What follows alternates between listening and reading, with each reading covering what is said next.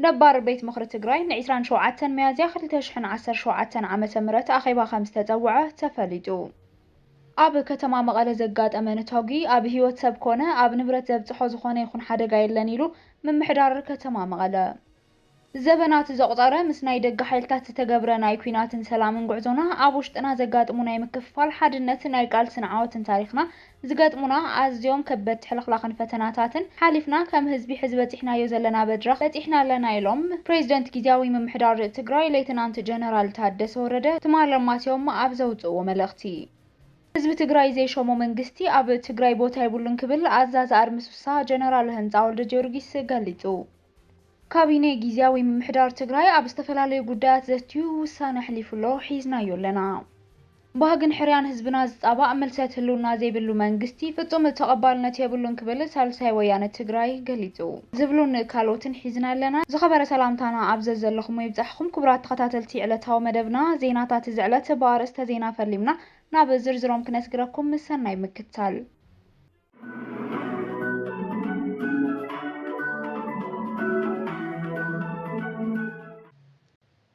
نبار بيت مخر تقراي نلومي 27 ميازيا 2018 عامة مرت أخيبا 5 تزوعه تفليدو نوسانا مأخلاي كوميتي حوحات سعيبو نبار بيت مخر منقست تقراي ناب سروحون مملاس من قصاص تجمر خوينو تمالي 26 ميازيا تأكيبو بريزيدنت كمرت يتباهيلو كوانتا نبره اتي أخيبا نتبح مستشقاقر ايو زوت زلو حبريتاتات زملكتو تمالي 26 ميازيا مأخلاي كوميتي حوحات أخيبا 5 نبرو زحبر خوينو بمسارة زي زوستنو نبار بيت مخري منقست تقراي تبح تأكيبو بريزيدنت أخو قبائن مكتلن كمرت يتباهيلو تثبيت يقبر اتي بيت مخري تمالي كأكب تباهيلو كوانتا نبره من بريزيدنت يخونا بزبل قداي مأخلاي كوميتي بحساب سلازتفلالي نتبح نخشقاقر مخنيات كام زخونة فلفلات يحبرو يخون مبر مأخلاي كوميتي حوحات قد مشدشت عامتات بمرت آبستت عيشت بيت مخري رئيسا محدار زنبرو دكتور دبرتيون قبر مكايل بريزيدنت كونو كم زوسنة زي سرعات حبريتاتات يوتلو حوحات نتي بمأخلاي كوميتي زوسنو بمنقستي فيدرال بيناوي وسان استناوي سلطان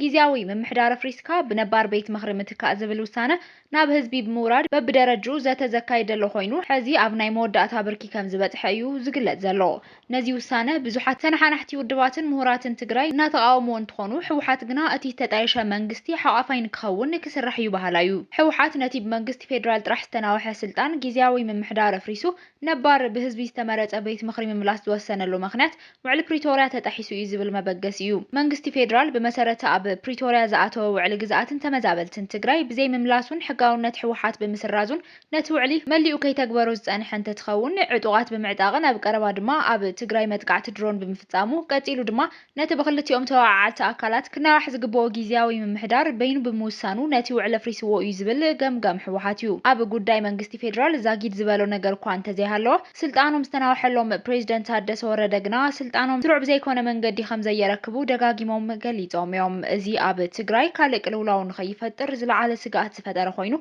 أفتاتمو كما يخون زبل ناي بزوحات حتويو أب كتما مقالة زقات أمانة تاوقي أب هيوت سبكونه أب نبرت زبصحو زخون يكون حدا قايل لنيلو من محدار كتما مقالة اتي تمالي 26 ميازيا 2018 عامة مرت كبابي ساعات كلتا ناي مشت أب كبابي دجن استفنجر نتاوقي هزبي نمشبار كونه تبايلو استفتزمة تقواري يزبلو حالافي زفر سلام انتقطتان كتما مقالة أي تردهين في السها يخون مبر بتي استفتزمة فنجرة زقات أمقالي ليخون كبيد قدعات يلنيلوم نتقبن زفتزمو أكالات أب قتتر نموعال أب ملا كتما مقالة زركبو أكالات زتتا تواريدوم يسرحوهم زلو زحبرة أي تردهين حبرت سب نزوم كم زي عينت شبر زفترو الكسابات كونو لأختهم عدبا متحات كراباربن كتحبابرني قبايلوم هزب تقراي استوزفة منقستو نخملس بحاد دمتي أبزو السنلو تقباراوين مقبارين كساقسب زللون اوان نازين متعناقف كوني الكاس تفتزمة تقبار رعدو على كوانت خونه بزي استعناقف علامة خونه وستانا كم زي اللقن فتاو خونه زلاك فلتي قبايلوم أي تردهين 104.4 راديو FM مغلا أبزهابو مري زبنات زغطرة مسناي دقا حيلتات تتقبر ناي كيناتن سلامن قعزونا أبوشتنا زقات موناي مكفال حدنتن ناي قال سنعاوتن تاريخنا ዝገጥሙና ኣዝዮም ከበድቲ ሕልኽላኽን ፈተናታትን ሓሊፍና ከም ህዝቢ ሕዝያብ ዘለናዮ መድረኽ በፂሕና ኣለና ይብል ጊዜያዊ ምምሕዳር ትግራይ ሌተናንት ጀነራል ታደሰ ወረደ ሃብ መልእኽቱ። እንተኾነ ብሄራዊ ባህግና መጻኢ ዕድልና ጽባሕናን ብግቡእ ስለ ዘይመለስና ዝሓለፈ 5 ወይ 6 ትውልዲ ኩናት ዘየጋጠሞ ወይ ድማ ብሰላም ዝሓለፈ ትውልዲ ኣብ ትግራይ የለን። ሕዚ ይኹን ጽባሕ እውን እንተኾነ ካብዚ ዝሓለፍናዮ ታሪኽ ዘናግፍ ስትራቴጂን ተግባራዊ ምንቅስቓስን ከይገበርና ንቕጽል ኣለና ይብል እቲ ጀነራል። ውድብ ሕወሓት ስርዓት ኣፍሪሱ ስርዓት ዝትክእ ናይ 17 ዓመታት ኩናት ብዓወት ክዛዝም ዘይርብርብ ተጋድሎ ዘካየደ ኣብ ታሪክ ህዝቢ ትግራይ ናይ ምልኣተ ህዝቢ ሓድነት ፈጢሩ ንመንነቱ ክብሩን ልዑል መስዋዕት ከፊሉ ዓወት ክረጋገጽ ዝተቃለሰ ድሕሪኡ ኣብ ዝነበሩ 27 ዓመታት እውን መሰረታዊ ዝበሃል ፖለቲካውን ኢኮኖሚያውን ለውጢ ከመዝግብ ኣብ ህንፀት ሰብኣዊ ሃፍቲ ኣብ ኩለመዳያዊ ሞያታት ልዑል ምዕባለ ፈጢሩ ኩለመዳይ ለውጢ ክረጋገጽን ተሳትፎ ክህልዎ ዝሓትት ህዝቢ ምፍጣር ዝኸኣለ ሃገራዊ ዞባዊ ጂኦፖለቲካን ዓለምን ብዝግባእ ስለ ዝተረድአ ኣብ ታሪክ ኢትዮጵያ ዝነውሐ ዕድመ ዘለዎ ሰላምን ማሕበረ ኢኮኖሚያዊ ለውጥን ክመጽእ መሪሕ ተራ ዝተጻወተ ውድብ ይብል ጀነራል ታደሰ ወረደ ሃብ መልእኽቱ። ሕዚ ዘለናሉ መድረኽ ኣብ ተኣናፊ ሰላምን ኩናትን መንጎ ዘላ ኣዝያ ቀጣን መንገዲ ሒዝና እንጻረፈሉ ከይተቐንጠጠ ዝጸንሐ ደመና ኩናት ክሰርብ ዝኽእለሉ በቀሊሉ ናብ ኩናት ሸታሒልና ክንኣተወላ ብንኽእል ኩነታት ኣለና ዝበለ እቲ ጀነራል ኣብዚ እዋን ብዓይነቱን ትሕዝቶን ውጽኢቱን ኣብ ታሪኽና ገጢሙና ዘይፈልጥ ሓደገኛ ፈተና ነተኣናግደለና ይብል። ኣብዚ ፈተና እዚ ሕዚ እውን ናይ ምውዳቕ ዕድልና ሰፊሕ እንተመሰለ እውን ከም ህዝቢ ሓደ ኮይንና ክንቅጽል ዘለና እንኳ ኣማራፂ ድማ ነዚ ፈተና ብጽንዓት ምሕላፍ ጥራሕ እዩ ኢሉ ኣሎ። ኣብ መወዳእታ እውን እቲ ጀነራል ሕዚ ህዝቢ ትግራይ ካልእ ዙር ውድቀት ክሽከመ ይግባእኒ ስለ ዝኾነ መላእ ህዝቢ ትግራይ ብሓፈሻ ብፍላይ ድማ ኣብ ከምዚ ዝመሰለ ኩነታት ዋና ግዳይ እትኾኑ መንእሰይን ኣዴታትን ነዚ ኣብ ሓደጋ ዘእትወና ዘሎ ጥበብ ዝጎደሎ ናይ ሽግር ኣተሓሕዛን ኣፈታትሓን ውሳነን ቅድሚ ናብ ሓደጋ መሊእና ምእታውናን ምብታናን ደው ክተብልዎ ነዚ ሓፂር ናይ ሽግግር ወቅቲ ዝኾነና ካብ ብዙሕ ኣማራፂታት ናይ ኢሂን ምሂን መድረኽ ተፈጢሩ ምዕሩይ ሓሳብ ክመጽእን ክትገብሩ ጻውዒተ የቐርብ ኢሉ ኣሎ ጀነራል ታደሰ ወረደ ሃብ መልእኽቱ። ህዝቢ ትግራይ ዘይሾሞ መንግስቲ ኣብ ትግራይ ቦታ ይብሉን ክብል ኣዛዚ ኣርሚስሳ ጀነራል ህንፃ ወልደ ጆርጊስ ገሊጹ። ኣብ ቀረባ እዋን ግዝኣትን ሓድነትን ትግራይ ክንምልሶ ኢና ክብል እውን ኣረጋጊጹ። ቅድሚ ክረምቲ ምእታው ናብ ምዕራብ ትግራይ ክንኣቱ ኢና ኢሉ ተባሂሉ ናይ ሰሙን ኣጀንዳ ኮይኑ ዝቐነየ ዋና ኣዛዚ ኣርሚስሳ ጀነራል ህንፃ ወልደ ጆርጊስ ኣብ ወይን ሚድያ ቀሪቡ ብርክት ዝበሉ ጉዳያት ኣልዒሉ ኣሎ። እቲ ጀነራል ብዛዕባ ካብ ትግራይ ናብ ስርዓት ብልጽግና ዝኸድዑ ዝበሎም ብዛዕባ ምምላስ ግዝኣትን ተመዛበልትን ትግራይ ምምሕዳር ትግራይን ካልኦት ጉዳያትን ዝዳሰሰ ጀነራል ህንፃ እቶም ናብ ስርዓት ብልጽግና ኸዲዖም ዘለው ተጋሩ ኣብ እዋን ቃልሲ ህዝቢ ትግራይ ዝፈጸምዎ እጃም ዘይከሓድ እኳ እንተኾነ ሕዚ ግና ነቲ ዝነበረ ታሪኾም ኣበላሽዮምዎ ክብል ገሊጹ። ብልጽግና ብገንዘብ ዘይዕሾ ሰብ የለን ከም ዝበሎ ንከብዶምን ህዝቦምን ቃልሶም ክሒዶም ዝበለ እቲ ጀነራል እዚ ዝተበላሸወ ክብሮም ድማ ኣብ ዝኾነ እዋን ክምልስዎ ይኽእሉን ኢሉ ቅኑዕ ዕላማ እምበር ዕሱብነት ክረጋገጸ ይኽእልን ዝበለ ጀነራል ህንፃ ብልጽግና ገንዘብ ዝኸፍሎም ዘሎ ንህዝቢ ትግራይ ኣጥሚ እዩ፣ እዚኦም ንትግራይ ዘይጠቕሙ ንብልጽግና ክረብሖ ይኽእሉን ይብል። ካቢኔ ጊዜያዊ ምምሕዳር ትግራይ ኣብ ዝተፈላለዩ ጉዳያት ዘትዩ ውሳነ ኣሕሊፉ። ካቢኔ ጊዜያዊ ምምሕዳር ትግራይ ትማሊ ሚያዝያ 26 2018 ዓ.ም ኣብ ዘሳለጦ ኣኼባ ኣብ እዋን ጽንተታዊ ኩናት ብዝተፈላለዩ ኣገባባት ናብ መኸተ ዝተዋፈራ ናይ ውልቀ ትካላት መካይን ብዓይነትን ብመልክዕ ካሕሳን ናብ ሰብ ዋናታተን ንምምላስ ዝምልከት ነዚ ጉዳይ ኣጻሪ ውሳነ ሓሳብ ከቐርብ ብዝመደቦ ኮሚቴ መኸተ መበገሲ ቀሪቡ ቢሮ መንገድን ትራንስፖርትን እናተሓባበሮ ቢሮ ፋይናንስን ምትሕብባር ሃፍትን ቢሮ ንግድን ቢሮ ፍትሕን ከም ኮሚቴ ኮይኖም ውሳነ ሓሳብ ከቕርቡ ገዛዕዩ ተዋሂቦም ኣሎ።